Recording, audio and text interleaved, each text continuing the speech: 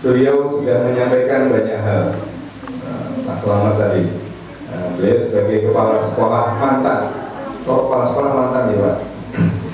Jadi setelah sekian puluh tahun beliau mengetahui persis kondisi guru, kondisi orang tua, kondisi anak-anak yang sekolah. Kita sebagai orang tua ini diberikan amanah oleh Allah Subhanahu wa taala untuk mendidik anak-anak kita. Dari pendidik, guru punya tanggung jawab di sekolah.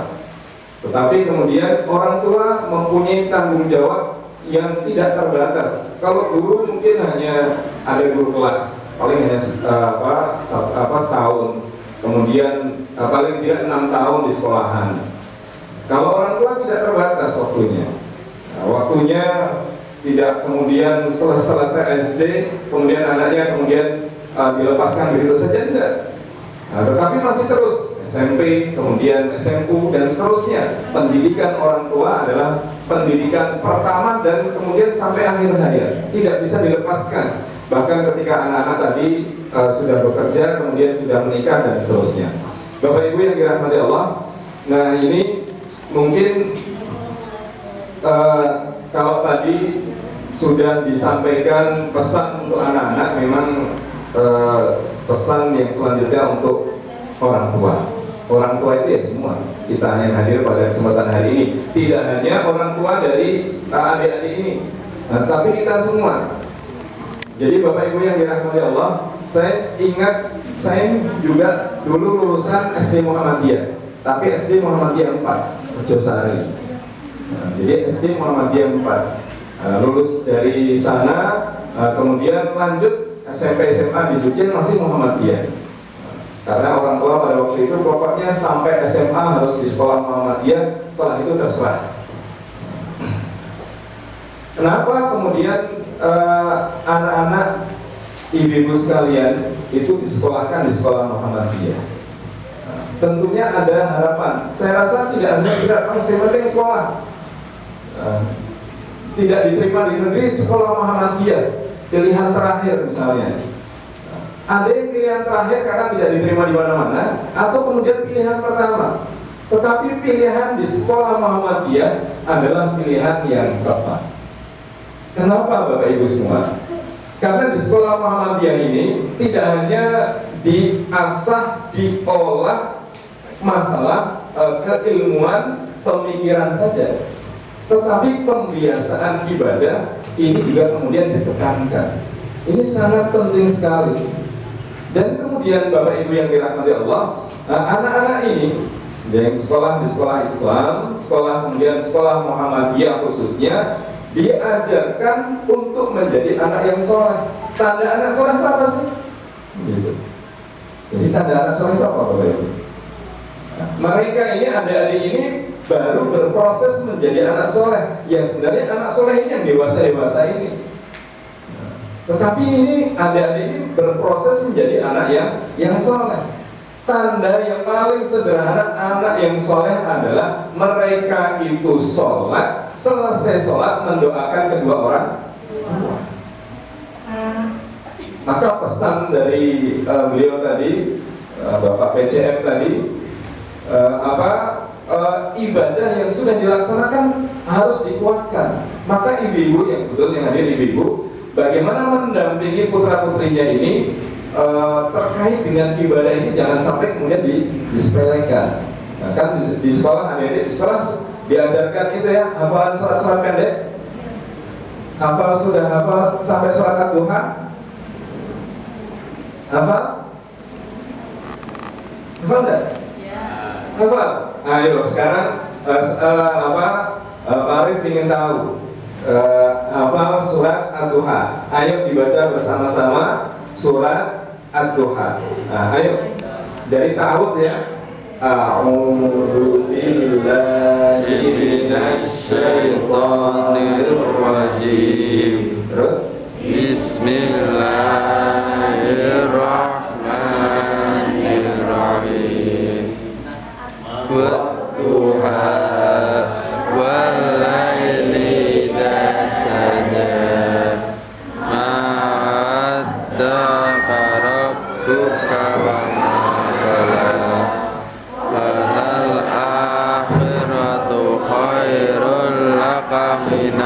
ula wala sawfa yu'tika rabbuka fatarda alam yajidka yatiman fa'awa wa wajadaka dhalam fahada wa wajadaka ailan fa'aghna fa'ammal yatima fala taqhar wa ammas sa'ila fala tanhar wa amma bi ni'mati rabbika fahaddits.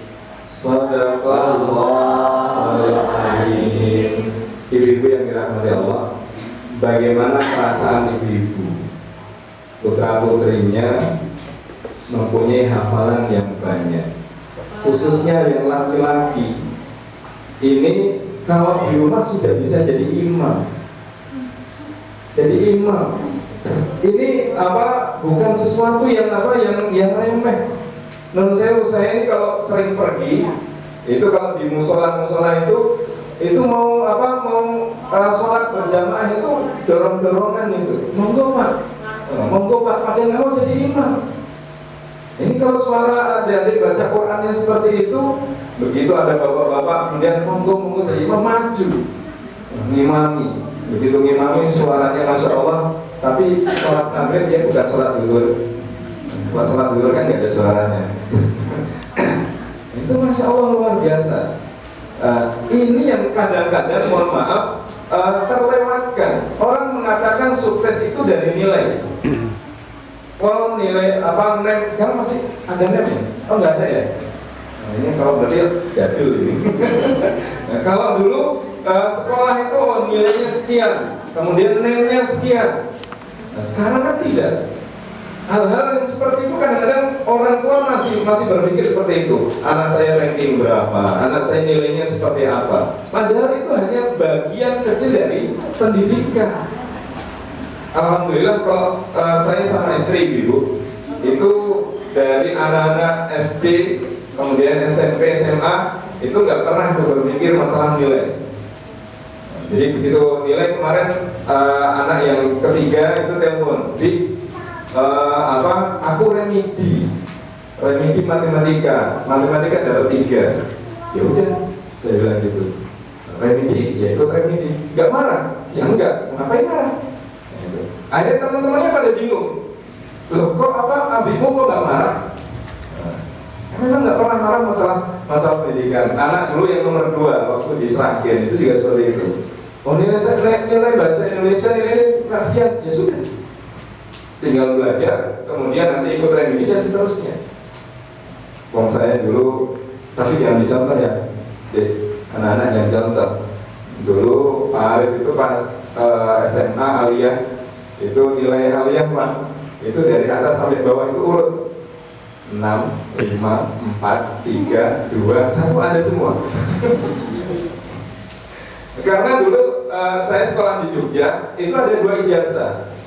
Ijazah mu'alimin internal sekolah Muhammadiyah, kemudian ijazah man aliyah. Jadi kadang-kadang kalau dulu nggak terlalu penting mau kuliah di mana, akhirnya kadang-kadang nggak terlalu memperhatikan masalah nilai. Ujian sudah ujian. Yang lain ujian itu pengawasnya itu sampai bingung. Di kelas kami kebetulan anaknya pada nakal semua. Itu jadi setengah jam atau berapa menit itu nggak boleh keluar. Tapi anak-anak sudah bingung begitu soal datang lembar jawaban datang, soal belum datang sudah terisi semua. Sudah terisi semua. Bu sudah.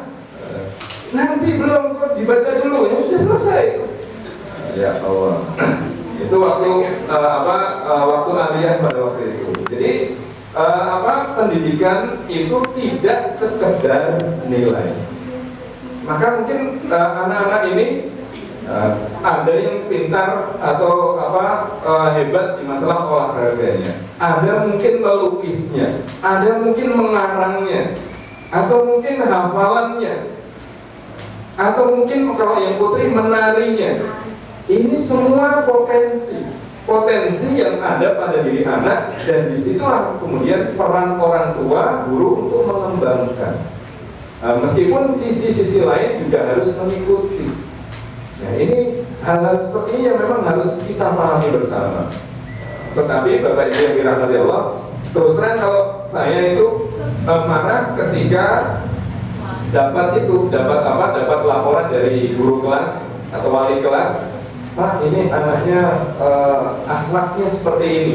Ya, biasanya kan seperti itu. Oh, biasanya di anaknya seperti ini. Baru kemudian hal-hal seperti itu malah kemudian saya biasanya kemudian memberikan nasihat kepada anak-anak. Kalau enggak hanya dipoles saja. Bagaimana kemudian mereka bisa belajar dengan baik, belajar dengan nyaman sesuai dengan potensi yang mereka miliki. Dan disinilah ibu-ibu yang dirahmati Allah, bagaimana melihat anak-anak ini nanti mau kemana. Dan insya Allah tadi seperti sudah disampaikan, didoakan nanti ada yang jadi menteri, jadi kemudian kepala sekolah. Kalau RT tadi saya sampaikan ke Sarjumai. Jadi ibu-ibu yang dirahmati Allah, waktu anak saya itu daftar diserakin pada waktu itu kan ada wawancara. Ditanya, Bapak kerjanya apa? Anak saya nulis, Bapak saya kerja sebagai ketua RT. Jadi kerjanya orang ketua RT kan ya saking lucunya seperti itu. Tapi jangan jangan main-main dengan ketua RT. Sekarang ditunjuk ketua RT pada nggak mau gitu. Bapak Ibu yang dirahmati Allah, oleh karena itu saya hanya ingin kalau Pak Selamat tadi sudah menyampaikan 3 hal, saya ingin menyampaikan 4 hal, khususnya kepada ibu. Pertama D4 ya, D4. D yang pertama, dekatkan anak pada orang tua. Jadi dekatkan anak pada orang tua. Jangan sampai anak-anak kita ini lebih dekat pada orang lain. Non saya Bapak Ibu, anak-anak itu kalau belajar, saya tanya sama ibu lah, anak-anak kemarin kalau belajar sama siapa? Sama ibu? Atau mas? Sama ibunya? Sama ibunya. Ada yang belajar sama bapaknya? Nggak ada. Non saya nggak ada. Saya nggak mau tanya alasan. Yang penting anak belajar dengan orang tua. Sebelum orang tuanya kemudian tidak mampu, kemudian dileskan. Tetapi kedekatan anak sudah dibangun. Kalau di rumah saya anak-anak belajar dengan saya. Jadi apakah yang ngajinya atau pelajaran yang lain, kecuali tidak mampu kemudian ke istri. Kalau tidak mampu lagi baru kemudian dileskan. Tapi hampir kecuali dileskan itu yang sulit, terutama matematika. Karena saya matematika sejak kelas 5 itu tidak pernah dapat nilai yang bagus. Dan itu nurun Pak. Jadi anak saya yang nomor 2 begitu selesai SMP kemudian bilang, Bi, tolong carikan sekolahan yang tidak ada pelajaran matematika. Saya browsing kemana-mana, nggak ada, matematika itu pasti ada. Ya Allah, susahnya minta ampun. Akhirnya karena nggak dapat, akhirnya masuk pondok. Baru 2 bulan saya dapat informasi. Jadi teman yang di Jakarta itu membuka mengantar anak-anak yang mau kuliah di Mesir. Akhirnya saya bilang, masih ada kuota nggak? Masih. Akhirnya berangkat ke sana, keturutan. Di sana tidak ada pelajaran matematika. Bingung sama sekali nggak bisa matematika. Kakaknya lumayan, adiknya sebenarnya lumayan, tapi ya kemudian nggak mau matematika. Yang terakhir juga sama. Yang terakhir malah senangnya bahasa. Jadi ibu-ibu yang dirahmati Allah, dekatkan anak dengan orang tua. Jangan sampai anak ini dekat dengan orang lain. Curhatnya ya kepada orang tua. Ini mohon maaf kepada Bapak Ibu guru juga. Waktu saya ngisi di SD Muhammadiyah 8 itu saya tanya, Bu, putra putrinya belajar sama panjenengan atau malah dileskan? Dileskan. apa orang tuanya guru, anaknya malah kemudian dileskan kepada orang lain. Karena kadang-kadang anak belajar dengan orang tua tidak nyaman, atau orang tua kemudian tidak nyaman mengajari anaknya. Apakah kemudian tambah emosi kalau ngajar sama anak orang lain kan lebih sabar, sama anak sendiri kan emosi. Ini jadi pertama, jangan sampai anak lebih dekat pada orang lain, dekatkan dengan orang tua. Monggo, caranya seperti apa? Anak-anak ini dekat sama panjenengan. Apakah sama ibunya atau sama bapaknya? Yang kedua, dekatkan. Jadi yang kedua, dekatkan pada lembaga pendidikan atau sekolah. Selama bapak ibu diberikan kemudahan rezeki, anak-anak harus terus sekolah. Karena sekolah ini nanti akan mempunyai manfaat di kemudian hari. Jadi kerja segala macam, karena kondisi kalau kita lihat, tapi saya nggak tahu ya apa sinetron sekarang ini lama sudah nggak ada TV, gara-gara TV rusak, saya nggak ada TV sampai sekarang. Apalagi terus anak-anak nggak ada yang di rumah, di pondok semua. Nah ini kadang-kadang pengaruh luar itu luar biasa. Apakah anak kemudian jauh dari lembaga pendidikan, mau sekolah malas, maka dekatkan dengan lembaga pendidikan. Saya tidak mengatakan sekolah lembaga pendidikan banyak Bapak